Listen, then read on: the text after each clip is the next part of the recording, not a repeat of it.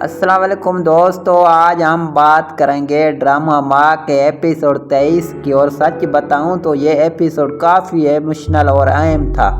इस किस्त में कहानी ने एक नया मोड़ लिया। घर के अंदर जो गलत फहमियाँ चल रही थी वो और ज़्यादा बढ़ गई और माँ की खामोशी ने सबको मज़ीद कंफ्यूज कर दिया। सबसे ज़्यादा तवज्जो उस सीन ने ली जहाँ माँ ने अपनी सफाई देने के बजाय सब कुछ बर्दाश्त करना बेहतर समझा।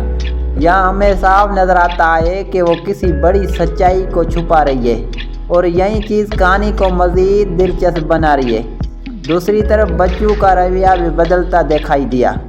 उन्हें लग रहा है कि माँ गलत है, लेकिन नाज़रीन समझ रहे हैं कि हकीकत कुछ और है।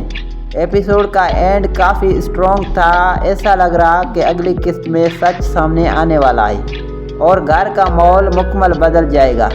मजमूई तौर पर यह एपिसोड स्लो था, लेकिन स्टोरी बिल्ड अप के लिए बहुत ज़रूरी था और अब ड्रामा असल ट्रैक पर आ रहा है।